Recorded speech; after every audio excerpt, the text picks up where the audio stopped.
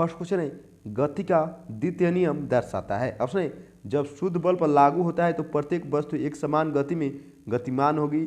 Option B है, किसी वस्तु की गति के परिवर्तन की दर शुद्ध बल की दिशा में वस्तु पर लागू शुद्ध बल के अनुपातिक होती है। ऑप्शन सी है, वस्तु की गति में परिवर्तन की दर लागू शुद्ध बल के साथ बदल जाएगी। ऑप्शन डी है, प्रत्येक वस्तु स्थिर या एक समान गति की अवस्था में रहेगी जब तक कि शुद्ध बल की क्रिया से इसे अवस्था को बदलने के लिए मजबूर नहीं किया जाए। क्वेश्चन है, गति का द्वितीय नियम क्या दर्शाता है? तो सही उत्तर है, किसी वस्तु की गति के परिवर्तन की दर शुद्ध बल की दिशा में वस्तु पर लागू शुद्ध बल के अनुपातिक होती है। तो ऑप्शन बी सही जवाब है। नेक्स्ट क्वेश्चन है, मेंडलीव की आवर्त सारणी में ऊर्ध्वाधर कलम को कहा जाता है। ऑप्शन ए, इकाई कहा जाता है। ऑप्शन बी, आवर्त कहा जाता है। ऑप्शन सी है, समूह कहा जाता है। ऑप्शन डी, वर्ग कहा जाता है। क्वेश्चन है, मेंडलीव की आवर्त सारणी में ऊर्ध्वाधर कलम को क्या कहा जाता है? सही उत्तर है, समूह कहा जाता है। ऑप्शन नंबर सी सही जवाब है। नेक्स्ट क्वेश्चन है, अमीबा में प्रजनन कैसे होता है? ऑप्शन ए, लैंगिक प्रजनन द्वारा। ऑप्शन बी है, खंडन द्वारा। ऑप्शन सी है, मुकुलन द्वारा। ऑप्शन डी है, द्विखंडन द्वारा। क्वेश्चन है, अमीबा में प्रजनन कैसे होता है? तो सही उत्तर है, द्विखंडन द्वारा। ऑप्शन नंबर डी सही जवाब है। नेक्स्ट क्वेश्चन है, आधुनिक आवर्त सारणी के छठे आवर्त में तत्व मौजूद है। Option A, 18। Option B, 8। Option C है, 32। ऑप्शन डी है, 33। क्वेश्चन है, आधुनिक आवर्त सारणी के छठे आवर्त में कितने तत्व मौजूद है? तो सही उत्तर है 32। ऑप्शन नंबर सी सही जवाब है। नेक्स्ट क्वेश्चन है, वायुमंडलीय अपरिवर्तन के कारण सूर्योदय और सूर्यास्त में लगभग तक की देरी हो सकती है। ऑप्शन ए, 3 मिनट की देरी। ऑप्शन बी, 4 मिनट तक की देरी। ऑप्शन सी है, 1 मिनट तक की देरी। ऑप्शन डी है 2 मिनट तक की देरी। क्वेश्चन है, वायुमंडलीय अपरिवर्तन के कारण सूर्योदय और सूर्यास्त में लगभग कितने समय तक की देरी हो सकती है? तो सही उत्तर है 2 मिनट की। ऑप्शन नंबर डी सही जवाब है। नेक्स्ट क्वेश्चन है, निम्नलिखित में से कौन सा मानवों में पुरुष प्रजनन प्रणाली का हिस्सा नहीं है? ऑप्शन ए, वृषण। ऑप्शन बी है, शुक्रवाहिका। ऑप्शन सी है, अंडाशय। ऑप्शन डी है, अंडकोश। क्वेश्चन है, निम्नलिखित में से कौन सा मानव में पुरुष प्रजनन प्रणाली का हिस्सा नहीं है? तो सही उत्तर है अंडाशय। ऑप्शन नंबर सी सही जवाब है। नेक्स्ट क्वेश्चन है, ठोस के पिघलने के दौरान इसका तापमान ऑप्शन ए घटता है। ऑप्शन बी बढ़ता है। ऑप्शन सी परिवर्तित नहीं होता है। ऑप्शन डी है, ठोस की प्रकृति के अनुसार बढ़ या घट सकता है। क्वेश्चन है, ठोस के पिघलने के दौरान इसका तापमान किस रूप में होता है? तो सही उत्तर है परिवर्तित नहीं होता है। ऑप्शन नंबर सी सही जवाब है। नेक्स्ट क्वेश्चन है, दो बल्बों में से एक दूसरे की तुलना में अधिक चमकता है, कौन से बल्ब का प्रतिरोध उच्च है? ऑप्शन ए, चमकीले बल्ब का। ऑप्शन बी, चमक प्रतिरोध पर निर्भर नहीं करती है। ऑप्शन सी, दोनों का प्रतिरोध एक समान होगा। ऑप्शन डी, डीम बल्ब का। क्वेश्चन है, दो बल्बों में से एक दूसरे की तुलना में अधिक चमकता है, कौन से बल्ब का प्रतिरोध उच्च है? तो सही उत्तर है डीम बल्ब का। ऑप्शन नंबर डी सही जवाब है। नेक्स्ट क्वेश्चन है, डैश के अनुसार तत्वों के गुणधर्म उनके परमाणु भारों के आवर्ती फलन होते हैं। ऑप्शन ए, डोबेरीनर का तीक्र का नियम। ऑप्शन बी, मेंडलीव का आवर्ती नियम। ऑप्शन सी, न्यूलैंड का अष्टम नियम। ऑप्शन डी है, न्यूटन का नियम। क्वेश्चन है, किनके अनुसार तत्वों के गुणधर्म उनके परमाणु भारों के आवर्ती फलन होते हैं? तो सही उत्तर है न्यूलैंड का अष्टम नियम के अनुसार। ऑप्शन सी सही जवाब है। नेक्स्ट क्वेश्चन है, निम्नलिखित में से कौन सा ऊतक का अंतरकोशिकीय क्षेत्र बड़ा होता है? Option A, xylem. Option B, sclerenchyma. Option C, collenchyma. Option D, parenchyma. Question है, निम्नलिखित में से कौन सा ऊतक का अंतरकोशिकीय क्षेत्र बड़ा होता है? तो सही उत्तर है पेरन काइमा। ऑप्शन नंबर डी सही जवाब है। नेक्स्ट क्वेश्चन है, लिटमस विलयन से निष्कासित किया जाता है। Option A, lichen. Option B, geranium. Option C, hydrangea. Option D, petunia. Question है, लिटमस विलयन से क्या निष्कासित किया जाता है?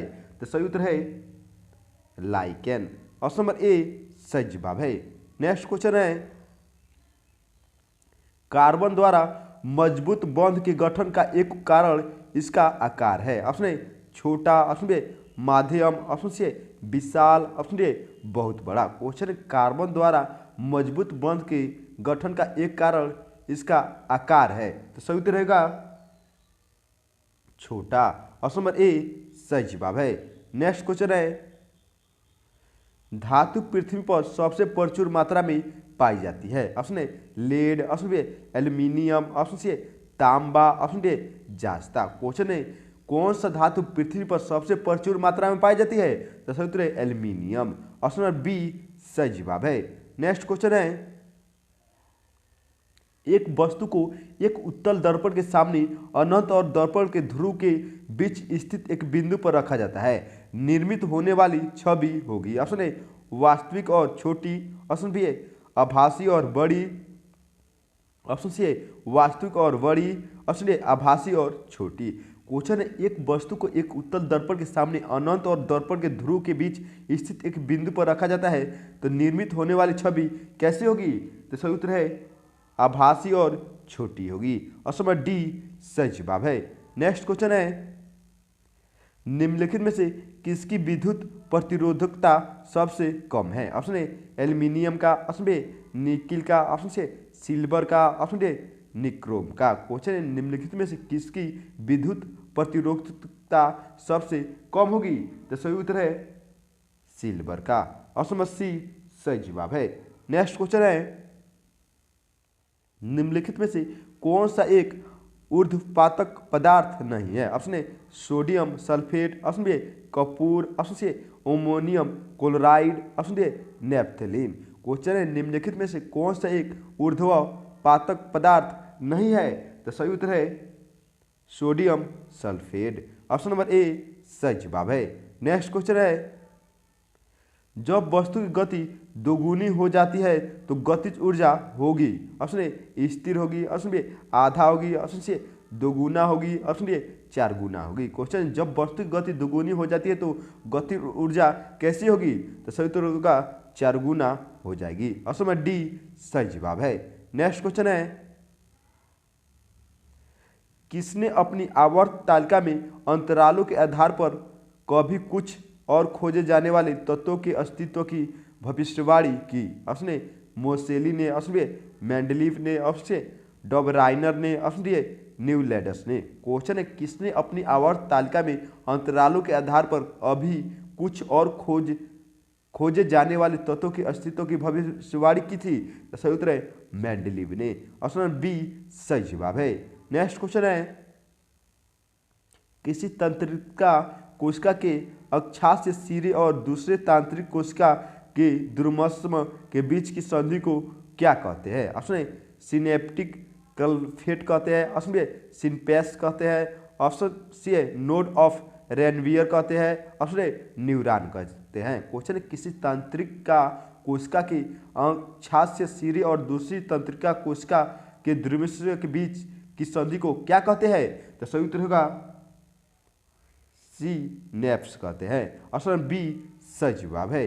नेक्स्ट क्वेश्चन है जब कॉपर ऑक्साइड को हाइड्रोजन के साथ गर्म किया जाता है तो तांबा धातु और जल के निर्माण होता है। इस क्रिया में हाइड्रोजन के साथ क्या होती है। ऑप्शन ए ऑक्सीकरण होती है, ऑप्शन बी विघटन होती है, ऑप्शन सी ऑक्सीकरण और अपचयन दोनों होते हैं, ऑप्शन डी अपचयन होते हैं। क्वेश्चन है जब कॉपर ऑक्साइड को हाइड्रोजन के साथ गर्म किया जाता है तो तांबा धातु और जल का निर्माण होता है। इस क्रिया में हाइड्रोजन के साथ क्या होता है, तो सही उत्तर है ऑक्सीकरण होता है। ऑप्शन नंबर ए सही जवाब है।